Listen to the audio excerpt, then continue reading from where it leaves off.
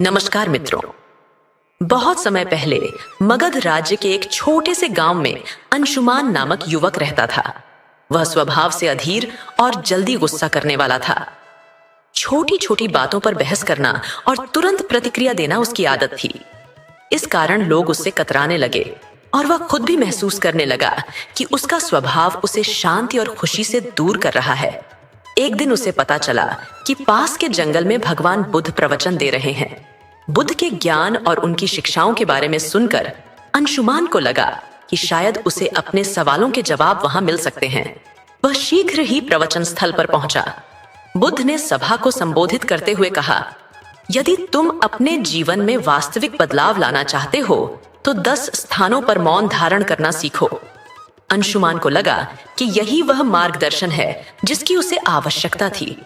प्रवचन समाप्त होने के बाद वह बुद्ध के पास गया और विनम्रता पूर्वक पूछा, भगवान, कृपया मुझे विस्तार से समझाइए कि वे 10 स्थान कौन से हैं और मैं उन्हें अपने जीवन में कैसे अपना सकता हूं। बुद्ध मुस्कुराए और बोले, यदि तुम इन शिक्षाओं को समझना और अपनाना चाहते हो तो तुम्हें धैर्य, अनुशासन और आत्म अवलोकन की आवश्यकता होगी। यदि तुम तैयार हो तो मेरे साथ आओ। अंशुमान ने सहमति जताई और उसकी आध्यात्मिक यात्रा शुरू हुई। 10 स्थान जहां मौन धारण करना चाहिए। वेट, जब कोई तुम्हारी आलोचना करे, बुद्ध ने समझाया, आलोचना तुम्हें सीखने का अवसर देती है। यदि तुम गुस्से में प्रतिक्रिया दोगे तो कुछ नहीं सीख पाओगे, लेकिन यदि मौन रहकर सोचोगे तो समझ सकोगे कि आलोचना सही है या नहीं। 2, जब कोई तुमसे बहस करे, बुद्ध बोले, बहस में सत्य की नहीं बल्कि अहंकार की जीत होती है। यदि तुम मौन रहोगे तो स्थिति को बेहतर समझ सकोगे और सही निर्णय ले सकोगे। 3, जब कोई गुस्से में हो, गुस्सा अग्नि की तरह होता है। यदि तुम उसमें ईंधन डालोगे तो वह और भड़क जाएगा। जब कोई क्रोधित हो तो चुप रहना ही सबसे अच्छा उत्तर होता है। 4, जब तुम दुखी हो, दुख के समय शब्दों की आवश्यकता नहीं होती। मौन रहकर आत्म अवलोकन करो, तुम्हें अपने उत्तर भीतर से मिलेंगे। 5, जब कोई तुम्हें जानबूझकर उकसाए, किसी के उकसावे में आकर प्रतिक्रिया देना कमजोरी है। मौन धारण करके तुम अपनी शक्ति और धैर्य का परिचय देते हो।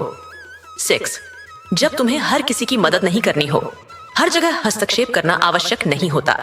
जब कोई तुमसे राय न मांगे तो मौन रहना ही बेहतर है।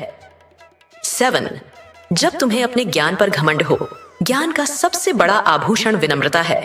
यदि तुम अपने ज्ञान का प्रदर्शन करोगे तो उसका मूल्य कम हो जाएगा। 8, जब कोई सत्य सुनने के लिए तैयार न हो, सत्य का प्रभाव तभी होता है जब सुनने वाला उसे स्वीकार करने के लिए तैयार हो। जब लोग सत्य को अस्वीकार कर रहे हों तो मौन रहना ही श्रेष्ठ है। 9, नियंत्रण में न हो। जीवन में कई बार ऐसी स्थितियां आती हैं जिन्हें तुम बदल नहीं सकते। ऐसे समय में शांत रहना और धैर्य रखना ही बुद्धिमानी है। 10, जब तुम्हारा हृदय कृतज्ञता से भर जाए, कभी कभी खुशी, प्रेम और आभार को व्यक्त करने के लिए शब्दों की आवश्यकता नहीं होती। मौन ही सबसे गहरी अभिव्यक्ति बन जाता है। मौन का अभ्यास और अंशुमान का परिवर्तन। बुद्ध ने अंशुमान को इन शिक्षाओं को जीवन में लागू करने के लिए कुछ परीक्षाओं से गुजरने को कहा। पहली परीक्षा में उसे एक गांव भेजा गया जहां लोग उसे तिरस्कार करने लगे, लेकिन अंशुमान ने बुद्ध की शिक्षा को याद कर मौन धारण किया। धीरे धीरे गांव वाले चकित हो गए और उसकी चुप्पी ने उनके विचार बदल दिए।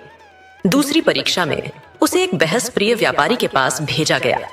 व्यापारी ने गुस्से में बहस शुरू कर दी, लेकिन अंशुमान शांत रहा। कुछ देर बाद व्यापारी को एहसास हुआ कि बहस व्यर्थ थी। तीसरी परीक्षा में उसे एक क्रोधित व्यक्ति के पास भेजा गया जिसने उसे डांट कर अपमानित किया। अंशुमान चुप रहा और धीरे धीरे उस व्यक्ति का गुस्सा शांत हो गया। इसी प्रकार अंशुमान ने एक विधवा स्त्री के दुख में मौन रहकर उसकी सहायता की, उकसाने वालों के सामने मौन धारण किया और जीवन की कठिन परिस्थितियों में धैर्य बनाए रखा। अंतिम परीक्षा। जब दिल भर जाए अंततः, जब अंशुमान इन सभी परीक्षाओं में सफल हुआ तो उसके भीतर गहरी शांति और कृतज्ञता उत्पन्न हुई।